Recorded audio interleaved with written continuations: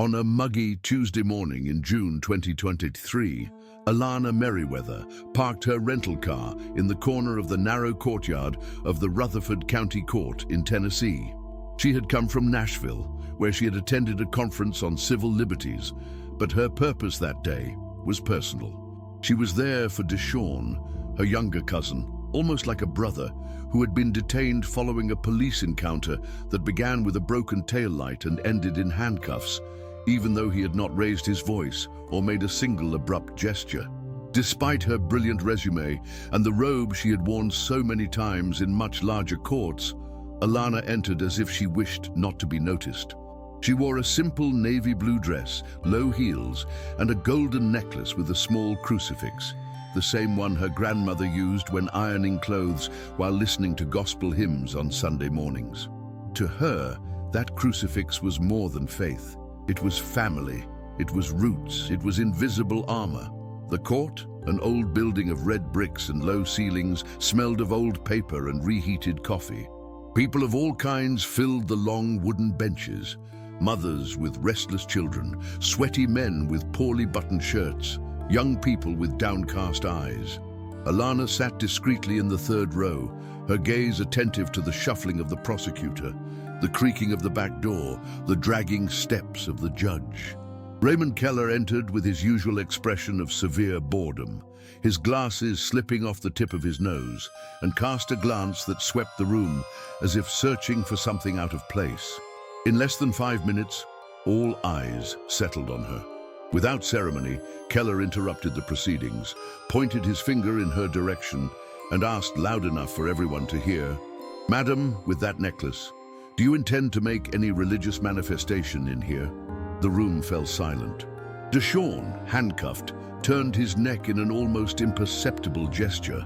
Alana merely raised her eyebrows, surprised but not shaken. She could have argued right then, incisively, as she did in federal courts, but she chose restraint. Calmly, she stood up, adjusted the strap of her bag, and replied clearly, without arrogance, "No, Your Honor. This necklace is a personal item. It does not represent a public manifestation." The judge stared at her for a few seconds, as if expecting her to back down or apologize. That did not happen. Then, with the cold detachment of someone drinking unsweetened coffee, he announced, "Fined $50. Religious symbols are not allowed in my court." The murmur that rippled through the room was like bottled-up wind, a mixture of shock and subdued indignation. Still standing, Alana requested the floor, not with anger nor with hauteur, but with the calm of someone who knows the law, the precedents, and the weight of every word. "Is there any written regulation that prohibits this, Your Honor?" she asked. The reply was curt. "This is my court. I make the rules." For a moment, it seemed that the matter would end there, with an arbitrary fine and the complicit silence of the entire room. But Alana took a deep breath. She removed her professional card from her bag and held it firmly without raising her voice. "With all due respect, Your Honor, my name is Alana Merriweather. I am a constitutional lawyer, licensed in the states of Massachusetts, New York, and Tennessee. I am here as a citizen and a relative of a defendant, but I cannot ignore what I have just heard." Her words fell like a concrete block in the room. Even the security guards exchanged glances. The judge cleared his throat, uncomfortably. Alana was not threatening or accusing. She was merely stating the truth with the precision of someone who knows exactly what she's saying. Authority, in that moment, began to reconfigure itself. The silence in the room was no longer one of respect for the judge, but of anticipation for what this woman, who had until then seemed like just another face in the crowd, would do next. The judge leaned back in his chair, as if seeking support in something other than his own conviction. He shuffled through random papers, tried to change the subject, but no one in the room seemed interested in the day's agenda anymore. All eyes were on Alana, who remained standing calm, as if she already knew the outcome of the unfolding story. "Your Honor," she continued, "I would like to request that the fine be recorded based on a specific regulation of the court. If there is no such regulation, I ask that you reconsider your decision." Her voice did not waver. There was no challenge, only assertiveness, the kind of tone not learned in a public speaking class, but honed in life. And Alana had already faced rooms far more hostile than this one. Under pressure, Raymond Keller pretended to read something for longer than necessary. Finally, he let out a long sigh and asked her to sit down. For now, the fine was recorded, but the hearing had barely begun. When Deshawn's case was announced, Alana stood up again. The prosecutor presented the charges with a technical and cold speech, attempting to justify the use of force during the encounter. He spoke of evasive behavior, suspicious attitude, and potential resistance, even though the videos of the incident showed a young black man standing by the car, his hands visible and his posture submissive. Alana requested the floor. The judge hesitated for a second, but granted her request. She slowly walked to the front of the room, retrieved a printed document from her briefcase, and, in a firm voice, began to dismantle the charges, point by point. She cited precedents, mentioned recent decisions by the Tennessee Supreme Court, pointed out inconsistencies in the police reports, and patiently explained how Deshawn's constitutional rights had been violated from the very first contact with the officers. The prosecutor began to show discomfort. He rifled through papers, whispered with his assistant, and crossed his arms in an automatic defensive gesture. Alana, on the other hand, proceeded as if she were leading a class. But it wasn't arrogance, it was conviction. She didn't point fingers at anyone, nor did she seek the spotlight. She simply presented facts, evidence, and precedents. The room listened in absolute silence. She mentioned the absence of a warrant, the abuse of authority, and the inconsistency of the police testimonies, which contradicted each other in 2 consecutive paragraphs of the official report. She pointed out that the mere fact of Deshawn being a black man in a white neighborhood did not constitute legal justification for a search or seizure. And then, almost as an aside, she returned to the subject of the necklace. If a chain with a crucifix is considered a disturbance, what about an arrest without legal justification? She asked, without altering her tone. The judge cleared his throat, avoided making direct eye contact with her, and called for a short recess. The room exhaled in relief, as if releasing air after holding it in for too long. Alana returned to her seat and finally relaxed her shoulders. Deshawn looked at her with a mix of pride and disbelief, as though he could hardly believe what he was witnessing. When the judge returned, something was different. His posture remained rigid, but his eyes no longer held that unquestionable glimmer of authority. He announced that after reviewing the arguments and consulting the court's legal team, he would withdraw the most serious charge, resisting arrest, and that the remaining allegations would be re-examined based on a new opinion. The tension in the room dissipated for a few seconds, as if a window had been opened, but no one expected what would come next. Before Alana could sit down again, the judge, as if driven by an impulse he didn't quite understand himself, returned to the microphone. "Regarding the earlier incident," he began, adjusting his glasses with his fingertips, "I would like to reconsider my decision regarding the fine imposed for your wearing a visible crucifix." The room fell silent once again. No one expected Keller to revisit that point. He continued, visibly uncomfortable. "After consultation and a brief review, I acknowledge that there is no formal guideline in this court prohibiting spectators from wearing religious accessories, provided they do not interfere with the proceedings." With that, he announced the revocation of the fine.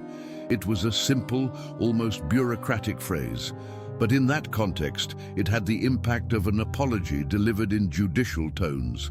Alana merely nodded, without smiling.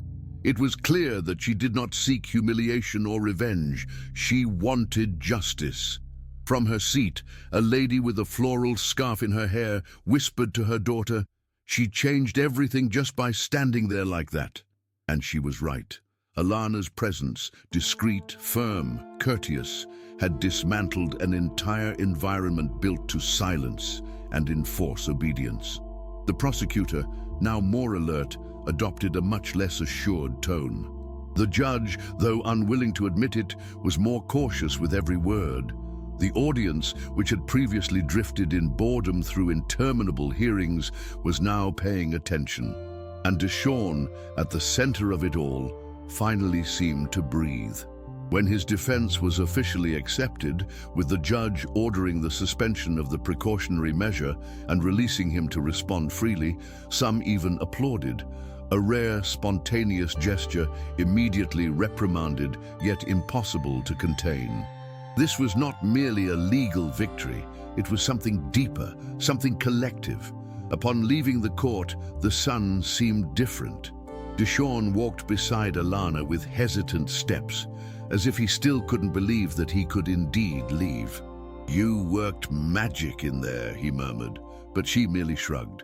"It wasn't magic, it was the Constitution," she replied with a half-smile. The parking lot now seemed less oppressive, and the glances that once avoided meeting her eyes had turned into looks of respect, almost reverence. A security guard pulled her aside and quietly said, "Thank you for today. My sister was stopped here once because of a turban. She left in tears." Alana simply nodded. She was used to stories like that. That's why she did what she did. But it was different to witness it firsthand. It was different when change happened right there, in the heat of the moment, with a racing heart and steady hands. She was already unlocking her car when she heard Judge Keller's voice behind her. It no longer carried the same authoritarian tone as before. It was almost human. "Miss Merriweather," he called. She turned slowly. He was alone, without the pomp of his robe, his shirt sleeves rolled up and his forehead beaded with sweat. "I would like to speak with you, if you don't mind." Alana nodded, showing no trace of animosity. They walked to a side area of the building, where the noise of the cars diminished. Keller took a deep breath before speaking. "Today, I realized something. I haven't been listening to people as I should. I always believed that neutrality meant eliminating any personal trace from the room. But perhaps I confused that with erasing identities." That sentence, coming from him, sounded almost like a miracle. Alana did not immediately respond. She knew that certain transformations need to be heard, not commented upon. Keller continued, fidgeting with his hands, as if the words were trapped between his fingers. "When I saw your necklace, I thought that you wanted to provoke, as if you were testing my authority." He gave a brief, awkward little laugh. "The truth is, I was merely repeating patterns I learned from other judges. I never questioned." Alana observed him with the patience of someone who had heard far less from people far more arrogant. It wasn't blind empathy, it was perception. She understood that this man, with all his flaws and defenses, did not expect to change his mind in his 60-something years. But something had touched him, and that was rare enough to earn respect. Then he said with a sigh, "I'm thinking about reviewing our internal guidelines. If you have any recommendations or documents you consider useful, I would be willing to review them." At that moment, Alana understood. It wasn't about her or the necklace. It was about what that represented within that court, a structure that had never been challenged so directly and so peacefully at the same time. She took the business card from her purse and handed it to him. "I'm always open to conversations, especially with those willing to listen," she said sincerely. Keller thanked her. Without further formalities, he turned and went back into the building. Alana remained there for a few seconds, looking at the cracked concrete floor, feeling the heat rising through her feet.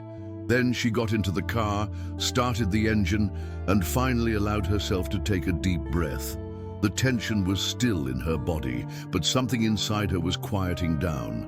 The feeling wasn't one of victory, nor of revenge.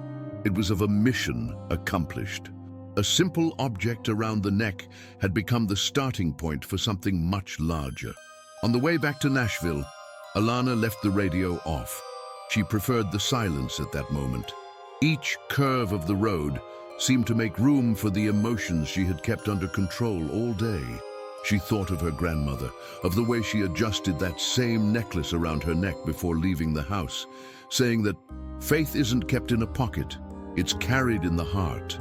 She thought of Deshawn, still with a frightened look, even after winning his freedom, and she thought of how many other people had passed through that court, with no one there to contest arbitrary decisions or even raise their voice. Injustice often didn't shout. It disguised itself in loose rules, biased glances, and obligatory silences. That reality was ingrained in the walls of the building she had just left behind. But for the first time, perhaps a crack had formed. Upon arriving at the hotel, Alana went straight to her room and took off her shoes with a long sigh. She lay on her back on the bed without unpacking her suitcase. She stared at the ceiling for minutes. On her phone, notifications began to pop up. Messages from acquaintances, people who had been at the hearing, even a local journalist wanting to talk. A short video had been recorded by someone in the court and was now circulating on social media. It showed the exact moment when she said, in a serene voice, "There is no legal basis for this fine, Your Honor." And immediately afterward, "I am a constitutional lawyer." The video already had hundreds of comments, most of them thanking her, praising her, saying that it had restored something that had been lost, trust in justice. Alana read in silence without liking or replying. It wasn't about fame.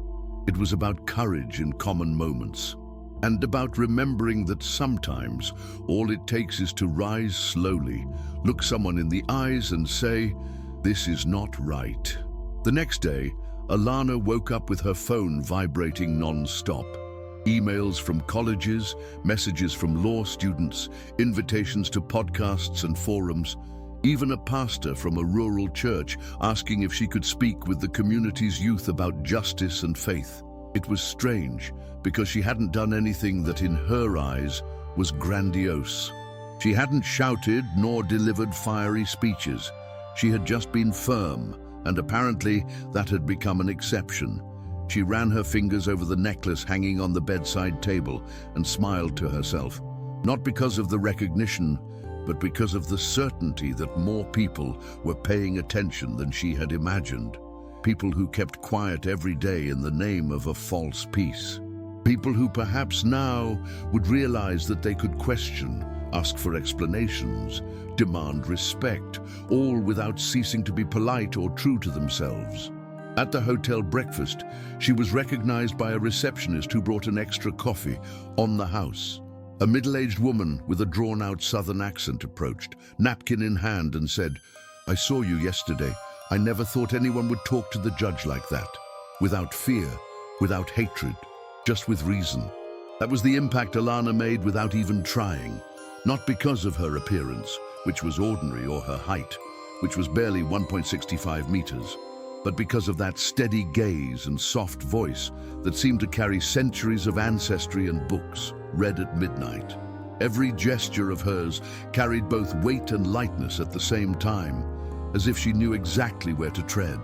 And now, that way of being was opening doors she had never planned.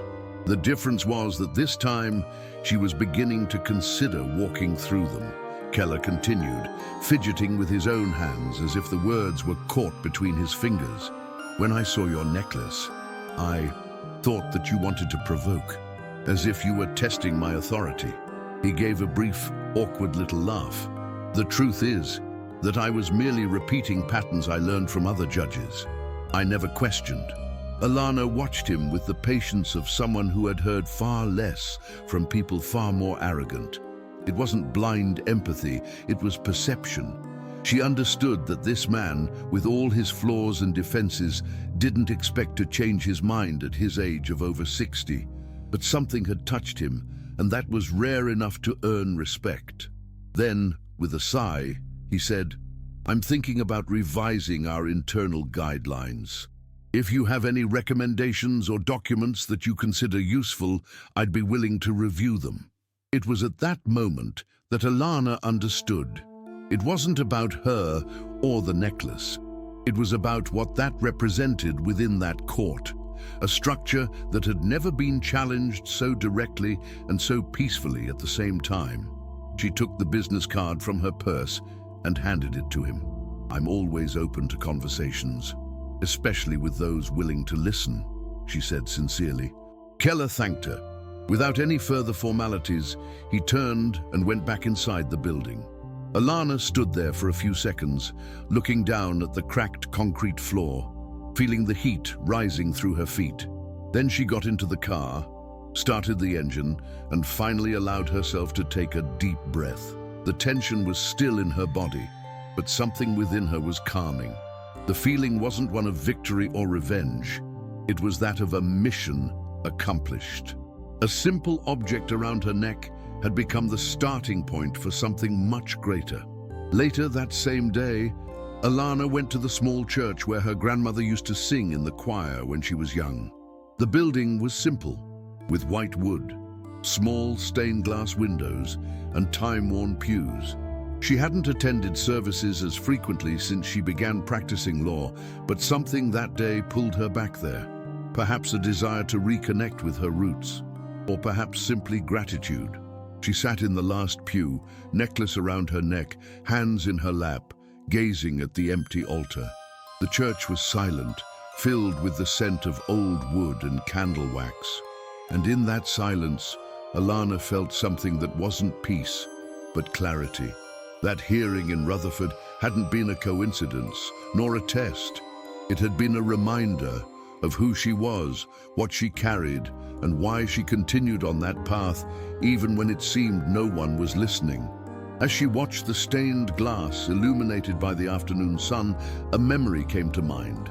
The time when, still a teenager, she had argued with a history teacher who insisted that civil rights were overrated. At the time, she didn't have all the words, but she had the indignation. Now, she had both. And for the first time, she thought, perhaps it was time to stop avoiding the spotlight. Not to promote herself, but to occupy spaces that are often left to people with no real commitment to justice. That sudden visibility was uncomfortable, yes, but perhaps it could be useful. Perhaps it could be transformed into something greater.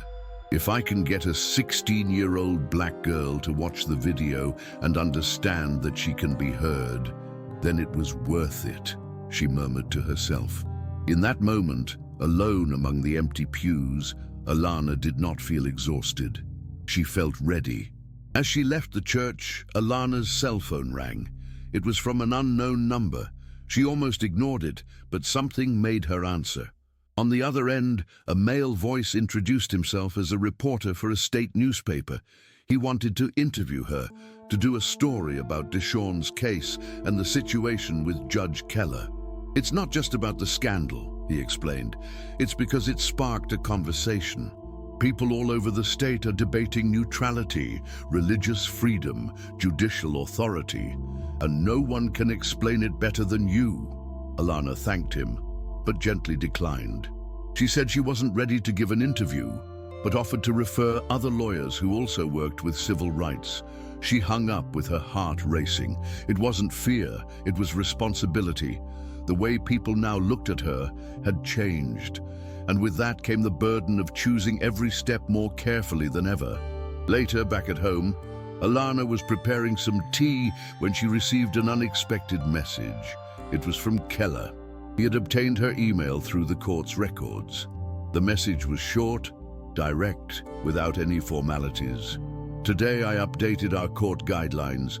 No spectator will be warned or penalized for wearing religious attire as long as it does not interfere with the proceedings. Thank you for reminding me that neutrality does not mean erasure." She read the message several times in silence. It was more than a technical change. It was the reflection of a seed planted quietly but firmly. And now, it was growing. It was rare for a judge to admit that he had learned something from an ordinary citizen. Even rarer was for that to result in practical change.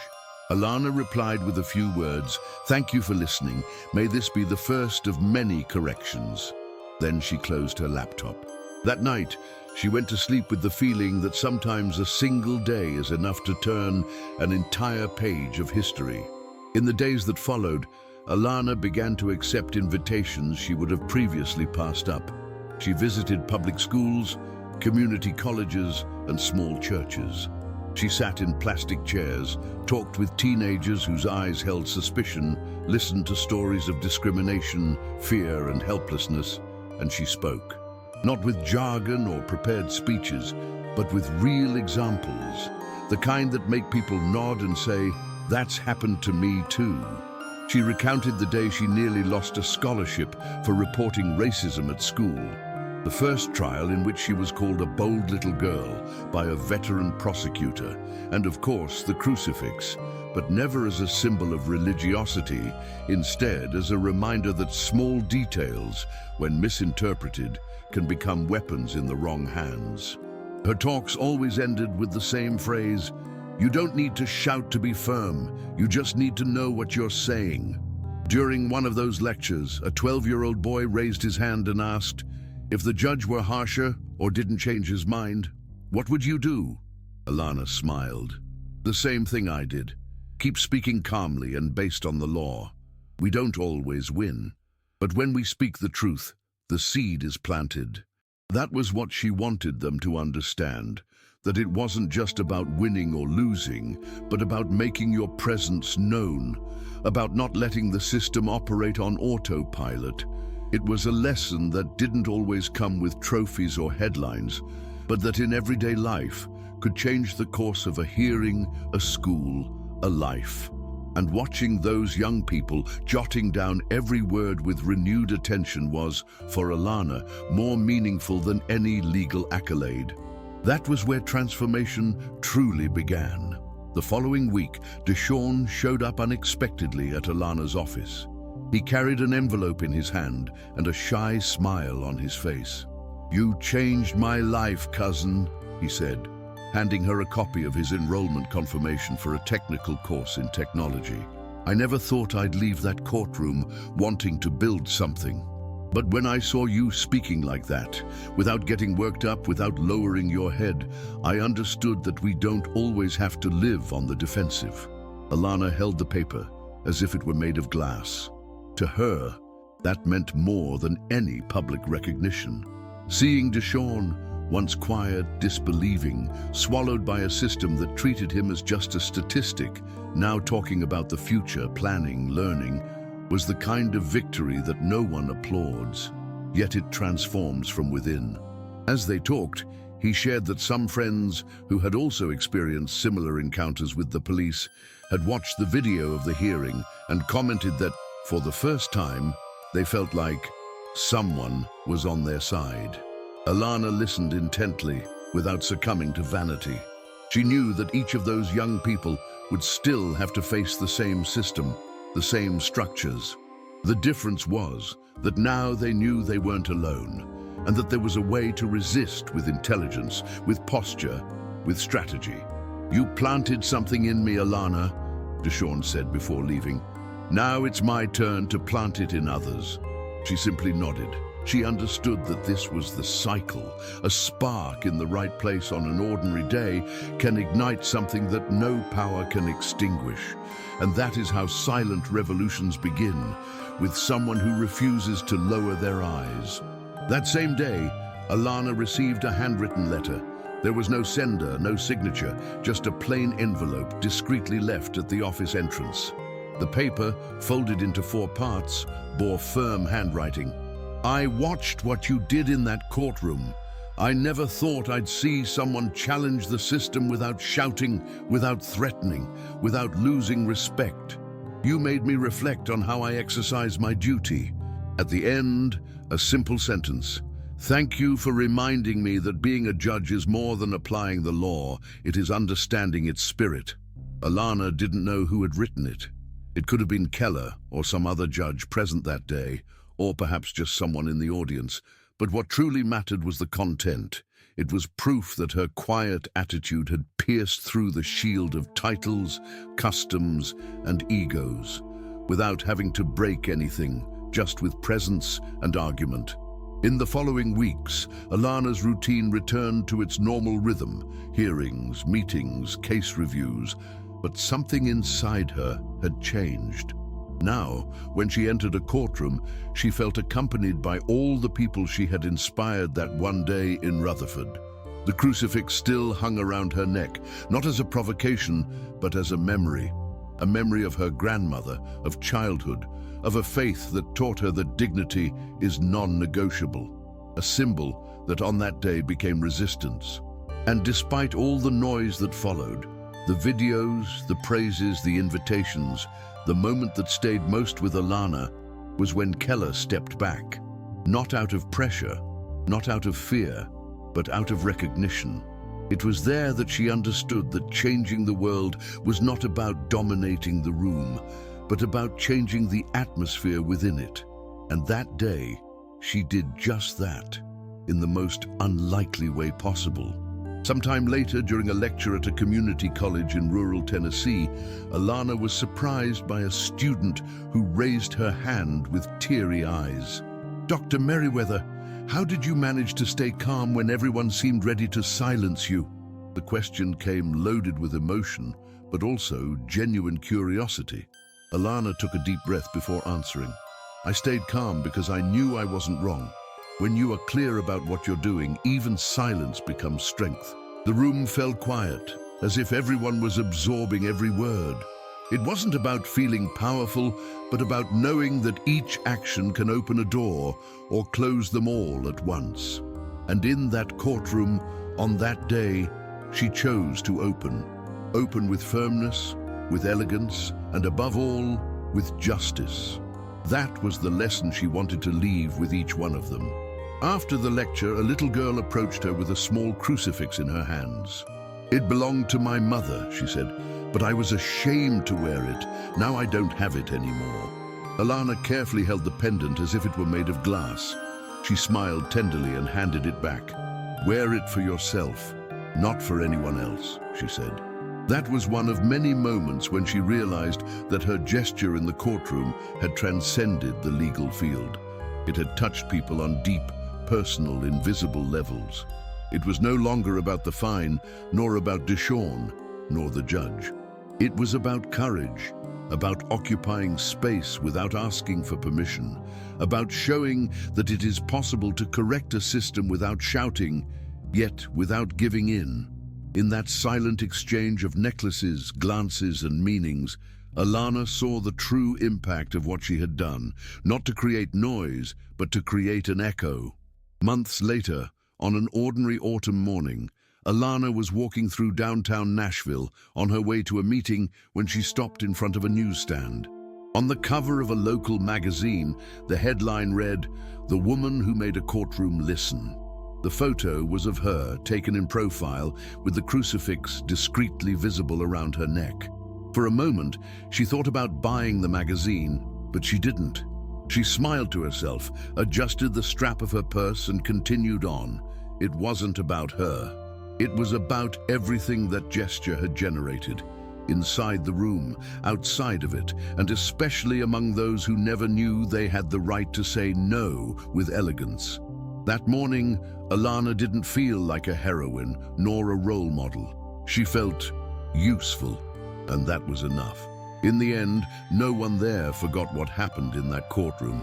Not because of the tension nor the exchange between the judge and the lawyer, but because, in that space where people are often silenced and forced to lower their heads, someone chose to speak with firmness and respect, and was heard. And when that happens, more than just a legal outcome changes. The environment changes, the posture changes, the culture changes. Fear gives way to possibility. And that is how Alana Merriweather, in a single day, without shouting, without fighting, without raising her voice, managed to make a judge re-evaluate his own power, free an innocent man, and even inspire dozens, perhaps hundreds, of other people to believe that it is possible to confront systems with knowledge, presence, and a necklace around the neck. One day, one gesture, one woman, and one simple yet eternal reminder: justice is done standing up with purpose.